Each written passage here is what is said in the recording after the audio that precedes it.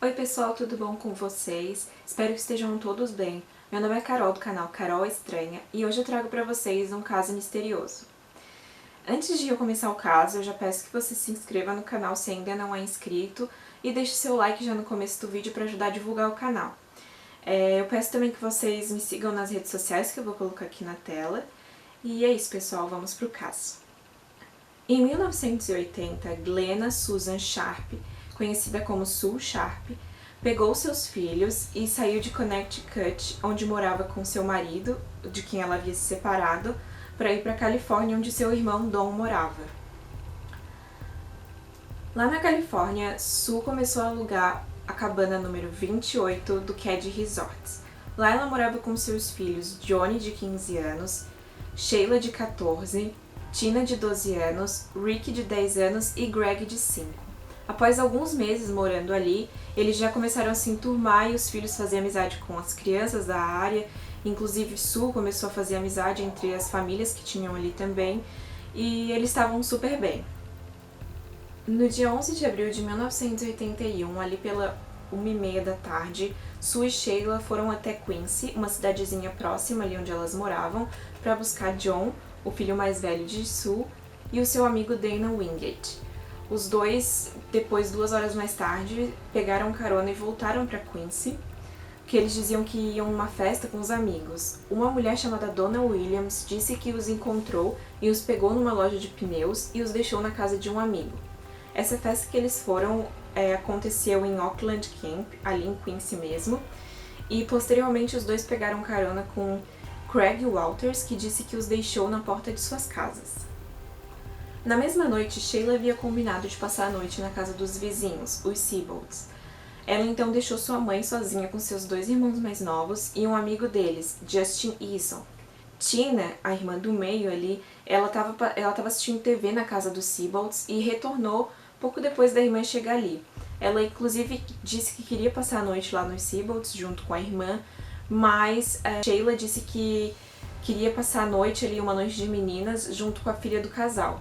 A Sheila e os Seabolds não ouviram nenhum barulho naquela madrugada, mas um casal que morava na cabana ao lado da cabana de Sue e dos seus filhos disse que ouviu lá pela 1h30 da manhã uns gritos abafados.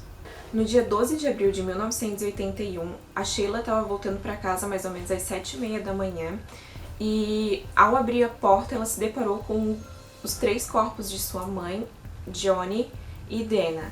Eles estavam na sala ali com sinais de violência, muita violência, e então a Sheila derrubou todas as coisas que ela estava carregando e voltou para a casa dos Seabolds, pedindo ajuda, chorando, gritando, pedindo que eles ligassem para a polícia. A mãe dos Seabolds, então, ela foi até o local onde tinham os donos daquele Caddy Resort e pediu ajuda, pediu que eles chamassem a polícia. Enquanto o pai, o marido dessa moça, foi até a casa com a Sheila e ajudou a retirar os irmãos mais novos, que estavam vivos e bem, no quarto deles. Eles retiraram esses 2 meninos e mais o Justin, que estava passando a noite ali, pela janela. A polícia, então, ela suspeitava que essas crianças tinham dormido durante todo o acontecimento, mas posteriormente isso acabou caindo em contradição. A Sheila decidiu tirar os irmãos pela janela do quarto porque ela não queria que eles se deparassem com aquela cena horrível que ela tinha visto na sala e para prevenir caso alguém ainda estivesse ali na casa. Os assassinatos, então, ocorreram de forma brutal e foi encontrado um martelo sujo de sangue e uma faca que, inclusive, estava torta, tamanha força que tinha sido utilizada para matar aquelas pessoas, e o sangue demonstrava que o crime havia acontecido ali mesmo na sala de estar. A Sue, então, foi encontrada próxima ao sofá da sala. Ela estava nua da cintura para baixo. Ela tinha sido amordaçada com a sua calcinha e com a bandana azul que ela usava nos cabelos, e isso tudo tinha sido preso com uma fita ou um esparadrapo. Ela havia sido esfaqueada no peito e foram encontrados machucados como se tivessem batido com a parte de trás de uma arma na cabeça dela. O John, então, teve sua garganta cortada. O Dana teve diversos ferimentos na cabeça e a garganta também tinha sido cortada. E todos os assassinatos ali foram comprovados por ter sido causados pelos ferimentos na cabeça e pelos ferimentos com a faca. Ali no local haviam diversos itens que estavam faltando: a jaqueta de Tina, seus sapatos e uma caixa com diversas ferramentas da família. A casa não tinha nenhum sinal de arrombamento e, pela brutalidade dos assassinatos, foi pensado que talvez a família conhecesse essas pessoas que cometeram o crime. Foi encontrada uma digital de sangue no corrimão que levava até a porta de trás da casa. O telefone estava fora do gancho, as luzes estavam todas apagadas e as cortinas fechadas. Suspeitos começaram então a ser ouvidos e um homem que havia desaparecido da cidade logo depois dos assassinatos em Kedzie foi encontrado no Oregon. Ele fez o teste do polígrafo então e foi liberado. Uma das vizinhas do Sharp, chamada Marilyn Smart, que era a mãe do Justin, que estava lá com as crianças naquela noite, disse que havia encontrado a jaqueta de Tina no seu porão. Ela entregou essa jaqueta para a polícia, mas não tem nenhum registro oficial de que isso tenha acontecido. O marido de Marilyn, Martin Smart, também afirmou que um martelo havia desaparecido dessa casa sem explicação nenhuma, e inclusive o xerife da cidade, Doug Thomas, chegou a falar que Martin estava jogando algumas evidências ali, descobrindo várias coisas, para meio que se afastar do caso. Todos os vizinhos, os casais vizinhos ali da família, foram interrogados e disseram que viram uma van verde por volta das 9 horas da noite estacionada na frente da casa. Outros lembram de ter visto um Datsun marrom estacionado na frente da cabana 28, que estava com seu pneu furado. O Justin, o garoto que estava junto com os filhos de Sue naquela noite, deu diversas versões para o que havia acontecido naquela noite e várias dessas versões eram muito conflitantes. Uma era de que ele havia sonhado com vários detalhes do crime, a outra é que ele havia escutado algum barulho e foi checar, mas não havia visto nada, e uma outra versão, obtida através de hipnose, foi a de que ele havia escutado os barulhos, foi checar, viu Sue sentada no sofá e mais 2 homens de frente para ela no meio da sala. Logo depois disso, Johnny e Dana teriam chegado e começaram a brigar com esses 2 homens, e Tina então acordou, foi para a sala com um cobertor, segurando um cobertor, e perguntou o que estava acontecendo ali. Ele viu um dos homens então pegar Tina, levar para fora, e foi nesse momento que ele não viu mais a garota. Justin foi a pessoa que ajudou os policiais a fazerem o retrato falado dos 2 possíveis suspeitos que estavam ali naquela noite. Um deles tinha cabelo curto e bigode, e o outro tinha cabelo comprido e não tinha nenhuma barba. Os 2 usavam óculos. Justin, então, ajudou a polícia a fazer, além do retrato falado, um perfil dos criminosos, possíveis criminosos.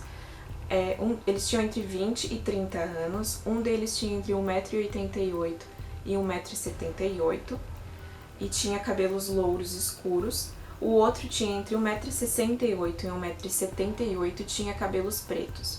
Os 2 usavam óculos com armações douradas. Rumores de que o crime havia sido motivado por questões ritualísticas ou por tráfico de drogas foram excluídos pelo xerife Doug Thomas, pois ele não encontrou nada que remetesse a essas duas motivações na casa, nenhuma droga ou coisa parecida. Foram mais de 4.000 horas de investigação, as quais o xerife denominou como frustrantes, e eles excluíram em 1983 da lista de suspeitos Henry Lee Lucas e Otis Toole, que eram serial killers conhecidos por ter atuado ali pela área. As autoridades acreditavam que Tina havia sido sequestrada pelas pessoas que cometeram os assassinatos, e quem cuidava dessa questão do sequestro de Tina era o FBI. Mas em abril de 1981, mais pro final, no dia 29, foi dito que o FBI largou o caso porque o Departamento de Justiça estava fazendo um ótimo trabalho e via como indispensável o trabalho do FBI. Eles cobriam uma área de 8 km ao redor do chalé, usaram cães farejadores, mas nada foi encontrado. No dia 22 de abril de 1984, 3 anos e 11 dias após o crime, um catador encontrou um crânio humano e uma mandíbula no Camp 18, que ficava em Feather Falls, em Butte. Esse local ficava a 160 km de Kedzie. Pouco depois de anunciar a descoberta, o xerife do condado de Butte recebeu uma ligação anônima que dizia que os restos mortais eram de Tina. Essa ligação nunca foi documentada. Em 2013, foi encontrada uma gravação da chamada embaixo da caixa de evidências pelo delegado que estava responsável pelo caso. Em 1984, um patologista realmente confirmou que aqueles restos eram de Tina e ao lado dela foram encontrados uma jaqueta azul de nylon, uma calça jeans Levi Strauss com o bolso de trás rasgado, um recipiente ali de esparadrapo que estava vazio e um cobertor. Ao examinarem o crânio de Tina, os peritos puderam dizer que ela havia morrido naquela noite um pouco mais tarde ou logo após o seu sequestro. Em 2018, após 37 anos do caso não ter sido resolvido, foram encontradas novas evidências. Um DNA foi encontrado num pedaço de esparadrapo que estava ao lado do corpo de Sue, e eles puderam achar uma combinação daquele DNA com uma pessoa que era suspeita e que ainda estava viva. O Ked Resorts ali ficou conhecido por causa desse caso e muitas pessoas resolveram sair dali por medo. A cidade toda ficou abalada, muitas pessoas não pegavam mais caronas e o Ked Resorts acabou falindo, né? Inclusive a cabana 28 foi alugada posteriormente, mas em 2004 ela foi derrubada. Agora eu vou falar um pouco então sobre o principal suspeito desse crime, que é o Martin Smart, marido de Marilyn Smart, que era a mãe de Justin que estava lá naquela noite. Marilyn havia dito em um documentário de 2008 que ela realmente acreditava que seu ex-marido estava envolvido na morte da família e que ele havia cometido esse crime com um amigo que estava hospedado na casa deles na época, o John Bo Bad. Ela disse que na noite do crime ela foi pro bar junto com seu marido, com esse amigo John, e ela havia inclusive chamado a Sue para ir junto, mas ela havia recusado. Marilyn então disse que voltou para casa às 11 horas da noite para dormir e mais ou menos às 2 horas da madrugada ela acordou vendo os dois, o John e o Martin, queimando algumas coisas no fogão a lenha da família. Ela também citou que o seu ex-marido odiava o Johnny Sharp e na época é atestado que a Marilyn queria se divorciar do Martin e quem estava dando conselhos para ela era a Sue, o que poderia ter motivado o crime por vingança. Mas nesse mesmo documentário, o xerife Doug Thomas disse que entrevistou o Martin e que ele passou no teste de polígrafo. Em 24 de março de 2016, foi encontrado um martelo que batia com as características daquele que Martin disse ter desaparecido de sua casa. Esse martelo foi encontrado num lago que estava próximo ali às imediações onde aconteceram os crimes e foi recolhido como prova pelo investigador especial Mike Gamberg. O atual xerife do condado, Hagwood, que tinha 16 anos na época do crime e que conhecia a família, disse que o martelo ele foi colocado lá e não simplesmente esquecido ou perdido. Após os assassinatos e a separação com a sua esposa, Martin saiu de Ked e foi para Reno, em Nevada. De Reno, então, foi dito que ele havia mandado uma carta para Marilyn que dizia: "Eu paguei o preço pelo seu amor e o comprei com a vida de 4 pessoas." Em uma entrevista de 2016, Gamberg disse que essa carta nunca foi documentada ou tratada como uma evidência. O terapeuta de Martin contou à polícia que ele havia admitido ter matado Tina e Sue, mas que ele não tinha nada a ver com a morte dos outros 2 garotos, e que Tina só foi assassinada porque ela o havia visto e poderia identificar posteriormente.